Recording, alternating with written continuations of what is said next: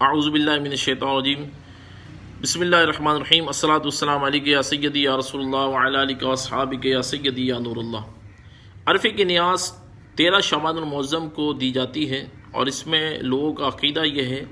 کہ عرفے کی نیاز دینے کا مقصد یہ ہوتا ہے کہ پچھلے شعبان کے بعد سے جن لوگوں کا انتقال ہوا ہے ان کو وہ نیا مردہ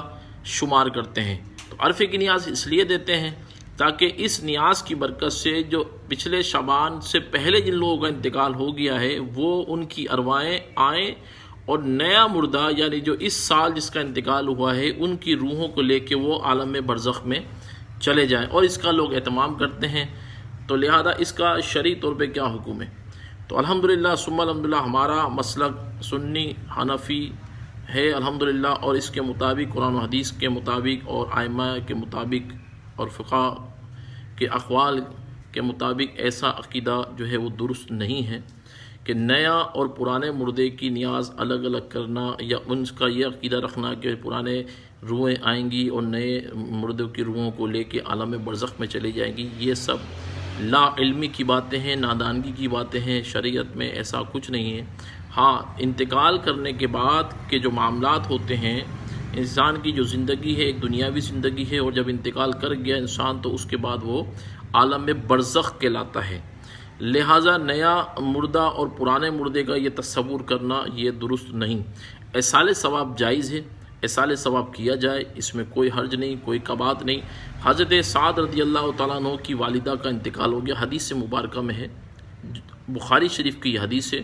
اور ابو داؤد میں بھی یہ حدیث آئی ہے کہ حضرت سعد رضی اللہ تعالیٰ عنہ سرکار علیہ السلام کی بارگاہ میں حاضر ہوئے، عرض کہ یا رسول اللہ میری والدہ کا انتقال ہو گیا، اگر وہ کچھ کر سکتی یا کہہ سکتی تو وہ صدقہ ضرور کرتی، تو کیا اگر میں ان کی طرف سے کچھ کرنا چاہوں تو انہیں اس کا اجر ملے گا؟ تو نبی کریم علیہ السلام نے فرمایا بے شک،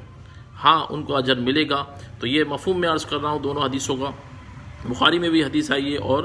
ابو داؤد میں بھی حدیث آئی ہے۔ تو لہذا حضرت سعد رضی اللہ تعالی عنہ نے ایک کنواں کھدوایا، اور ایک روایت میں ہے کہ آپ نے باغ بھی اللہ کی بارگاہ میں خیرات کیا، صدقہ کیا اور اللہ کی راہ میں خیرات کیا، اور ایک کنواں کھدوایا، اور کنواں کھدوانے کے بعد آپ نے عرض کیا کہ اس کنویں سے جو بھی پانی پیے اس کا ثواب میری والدہ محترمہ کو ہو، تو یہ صدقہ آپ نے کیا۔ تو اس حدیث سے یہ ثابت ہوا کہ بعد از وصال مردے کے لیے صدقہ کرنا جائز ہے، خیرات کرنا جائز ہے، ایصال ثواب کرنا جائز ہے، اور اس حدیث میں پانی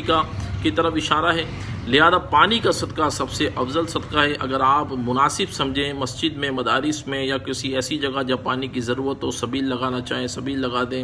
بورنگ کروا دیں، غریب گھرانوں میں، غریب علاقوں میں، غریب جگہوں پہ جہاں پر پانی کی قلت ہو وہاں پر آپ بورنگ کروا دیں اپنے والدے کے نام سے، والدہ کے نام سے، والدین کے نام سے، یا جو دنیا میں آپ کے عزیز و اقربا جو دنیا سے رخصت ہو چکے ہیں ان کے نام کے لیے اگر آپ پانی کا صدقہ کرنا چاہیں تو یہ ضرور کریں۔ یہ خاص حدیث کے الفاظ ہیں کہ پانی کا صدقہ سرکار علیہ السلام نے ارشاد فرمایا، اور اس سے ایک یہ دلیل ثابت ہوئی کہ آپ کوئی بھی ایسا کام جس سے مسلمانوں کو فائدہ ہو اس کا ثواب مردے کو ضرور پہنچتا ہے۔ لہذا الحمدللہ ہمارا ایمان اور عقیدہ ہے، یہی ہمارا مسلک ہے، یہی ہمارا مذہب ہے کہ مردے کے انتقال مرنے کے بعد انسان کے کو ایصال ثواب کرنا جائز ہے، بشرطے کہ وہ ایمان والا ہو، اس کا عقیدہ اللہ اور اس کے رسول پر، آخرت کے دن پر ہو،